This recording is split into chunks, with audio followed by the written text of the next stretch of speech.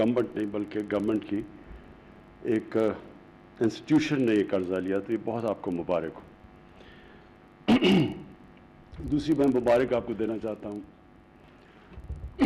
کہ یہ جو آپ نے جس تیزی سے ڈیمز کے اوپر پروگریس کیا، میں نے جب شروع میں لانچ کیا بادشاہ ڈیم اور پھر ممن ڈیم، تو میں 2 سال میں اتنا پروگریس واقعی نہیں سمجھ رہا تھا کہ ہوگا، اور وہ اس لیے نہیں کہ آپ کے اوپر کوئی شک تھا، بدقسمتی سے ہمارے پاکستان کی جو چیز ہمیں ایک بہت بڑی کمزوری ہے وہ امپلیمنٹیشن پہ ہے۔ ہم پروجیکٹس کر بھی دیتے ہیں، اس کی امپلیمنٹیشن بڑی سلو ہوتی ہے، اور میں ابھی بھی جو اپنی 2.5 سالہ حکومت میں بھی میں دیکھ رہا ہوں کئی چیزیں ہماری امپلیمنٹیشن ٹائم سے بہت پیچھے ہے۔ تو جو میں نے آپ کی ممن ڈیم اور بادشاہ ڈیم میں جو پروگریس دیکھا، میں اس لیے خاص طور پہ آپ کو اس چیز کی خراج تحسین پیش کرتا ہوں کہ بڑا زبردست پروگریس ہے۔ اور اس کے بعد یہ جو ہمارا پورا ڈیکیڈ آف ڈیمز کہ 10 سال ہم وہ چیزیں کرنے جا رہے ہیں جو ہمیں 50 سال پہلے کرنی چاہیے تھی۔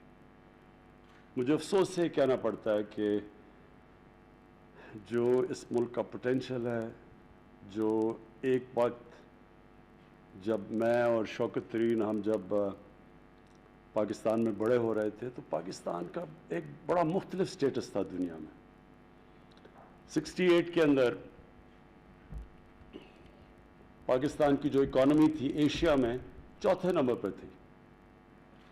سارے جتنے بھی ایشین ٹائگرز تھے یہ سب ہمارے سے بہت پیچھے تھے، اور پاکستان ایک سمجھا جاتا تھا کہ پوٹینشل ایک بلکہ کتاب بھی نکلی تھی جس میں پاکستان کو سمجھاتا تھا ایشیا کا کیلیفورنیا بننے جا رہا ہے۔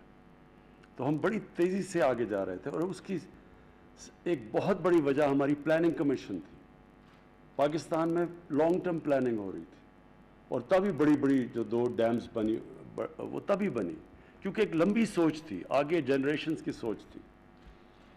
اور وہ جو لانگ ٹرم پلاننگ تھی جو اصل بنیاد رکھتی ہے ایک عظیم قوم کی، جب تک آپ لانگ ٹرم پلاننگ کریں نا، اگر آپ الیکشن ٹو الیکشن پلاننگ کریں گے کبھی بھی قوم ترقی نہیں کر سکتی۔ لانگ ٹرم پلاننگ ہوتی ہے جو وہ اپنے بچوں پہ انویسٹ کرتے ہیں، آپ اپنے لوگوں کے اوپر ویلیو ایڈ کرتے ہیں، آپ آگے سے سوچتے ہیں کہ دنیا کس طرف جا رہی ہے، پہلے سے پلان کرتے ہیں، کیونکہ آپ کے بچے کو 5 ایک الیکشن کے اندر تو تیار نہیں ہوتے فیوچر کے لیے، آپ کو لمبی پلاننگ کرنی پڑتی ہے۔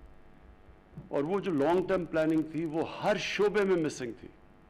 میں وہ بات کر رہا ہوں کہ جو اب ہم پیچھے رہنا شروع ہوئے، تو وہ جو 60s میں ایک پاکستانی میں کانفیڈنس تھا، ایک ہوپ تھا، وہ آہستہ آہستہ ہم نے نیچے زیادہ دیکھا۔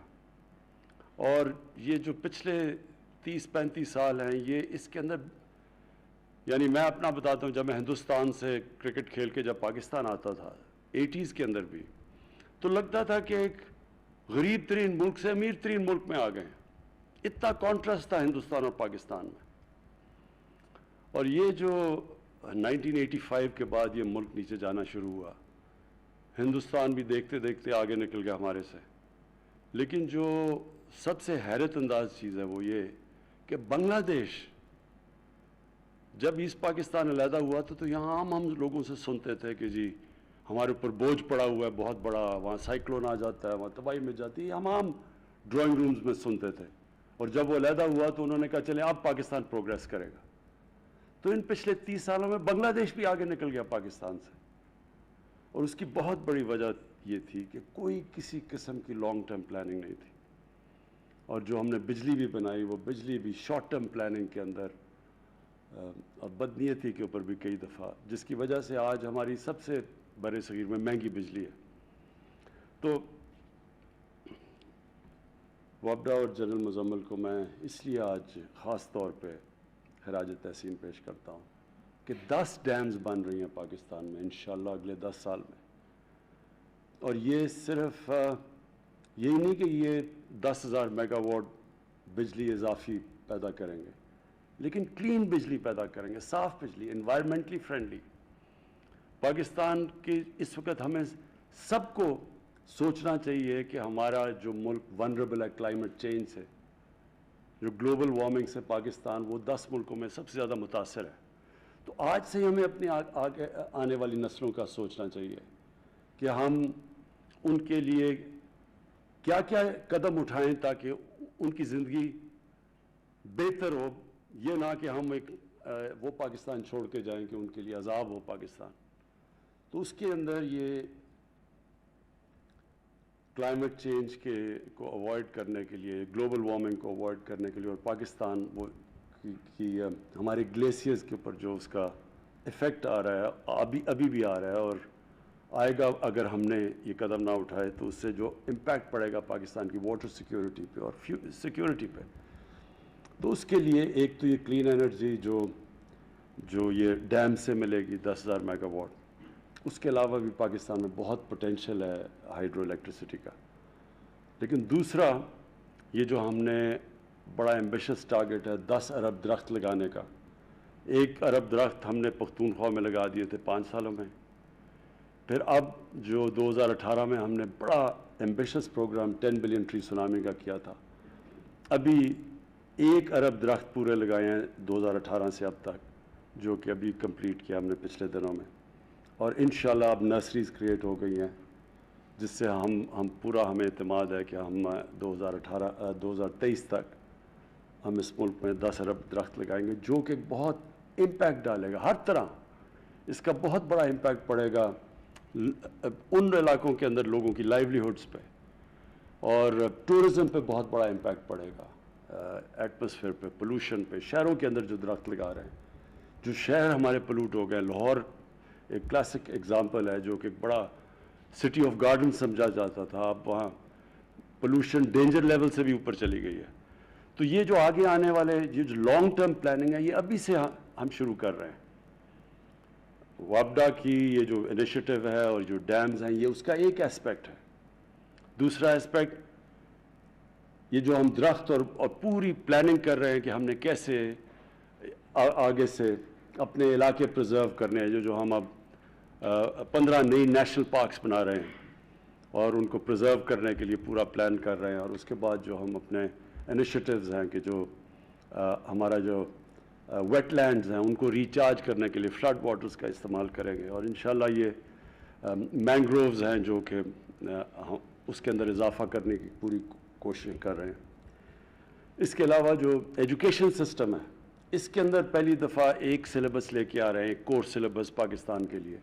اب تک ایک فریگمنٹڈ ایجوکیشن سسٹم جس سے پاکستان میں بجائے ایک کوہیژن ہو، سوشل کوہیژن ہو اور ایک نیشن بنے، وہ 3 ڈفرینٹ سلیبس اور 3 ڈفرینٹ قومیں بن رہی ہیں پاکستان میں، جس کے بہت برے اثرات ہیں، جس کی ایک بنیاد پرستی بھی ایک اسی سے آتی ہے جب آپ مختلف کلچر ایک ہی ملک میں کریٹ کر رہے ہیں.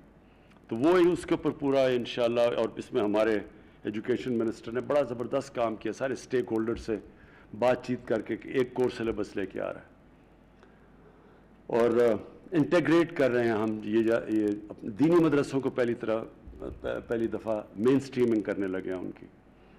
اور اس کے بعد جو ہیلتھ سسٹم ہے ہمارا بہت poor doctor hospital to population ratio, اور ڈاکٹرز ٹو پاپولیشن، خاص طور پہ نرسز ٹو پاپولیشن بہت لو ریشو ہے پاکستان میں. تو اس کے لیے بالکل ایک انقلابی چیز لے کے آئے ہیں، ہیلتھ کارڈ. ہیلتھ کارڈ کا مطلب کہ سارے پختونخوا کے اندر اور پنجاب میں اس سال کے اینڈ میں سب شہریوں کے پاس ہیلتھ کارڈ آ جائے گا. اس سے کیا ہوگا کہ کہیں بھی دیہات کے اندر لوگوں کے پاس کسی ہسپتال میں اپنا علاج کروا سکتے ہیں. اور اس سے کیا ہوگا کہ پرائیویٹ سیکٹر پہلی دفعہ اس کو انسینٹیفائز کر رہے ہیں ہیلتھ سیکٹر میں آنے کا. اس کا مطلب انشاءاللہ ہاسپٹلس کا جال بچ جائے گا پرائیویٹ سیکٹر کا. گورنمنٹ کے پاس تو کبھی بھی پیسہ نہیں اتنے زیادہ ہاسپٹلس بنانے کا.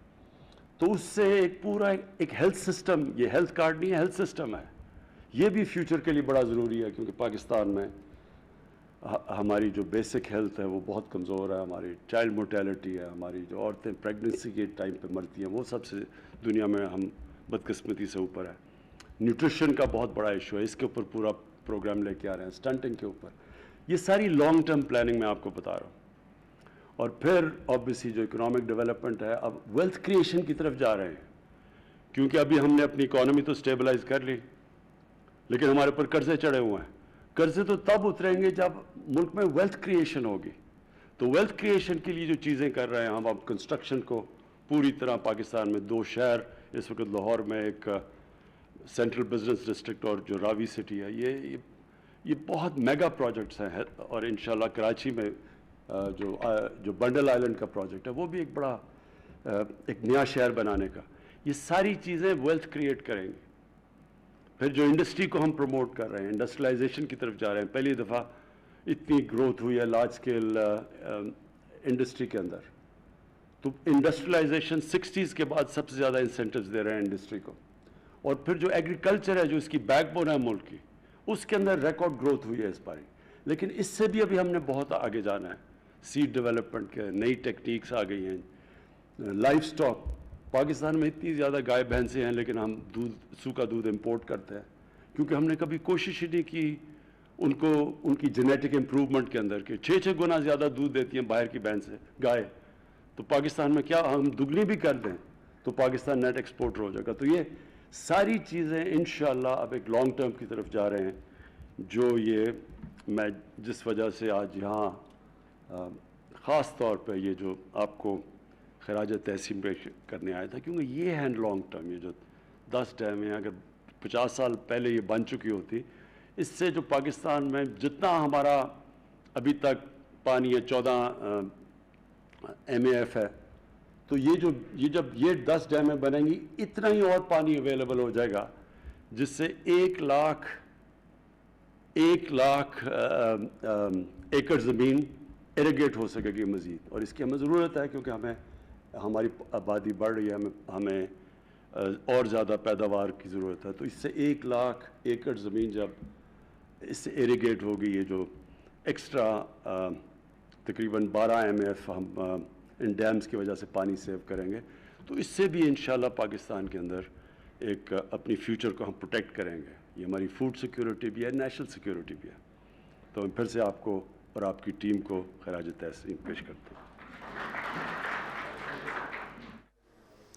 बॉन्ड के इजरा पर वापडा चेयरमैन और टीम को मुबारकबाद, जबकि मोहम्मद और भाषा डैम मंसूबों पर पेशरफ्त के लिए खराज तहसीन पेश करता हूँ। मुल्क की इस्तेहकाम और तरक्की के लिए तवील मुद्दत मनसूबाजात अहमियत के हामिल हैं। माहौल दोस्त बिजली की पैदावार के लिए काम कर रहे हैं और 10 डैम मज़ीद तामीर किए जाएंगे। 2023 तक मुल्क में 10 अरब दरख्त लगाएंगे, जिससे आलूदगी का खात्मा और सियाहत को फ़रोग मिलेगा। मैंग्रोव्स की तादाद में भी इजाफा किया जाएगा। मुल्क में यकसा निसाब तालीम के नफाज के लिए काम जारी है। मसाइल पर काबू पाने के लिए काम कर रहे हैं। आबपाशी के हवाले से भी काम हो रहा है। ज़राअत के शोबे के अलावा भी दीगर शोबाजात की बेहतरी और इस्तेहकाम के लिए काम कर रहे हैं। पाकिस्तान के पहले ग्रीन यूरो इंडस बॉन्ड के बाज़ाब्ता इजरा की तकरीब से वज़ीर आज़म इमरान खान खिताब कर रहे थे।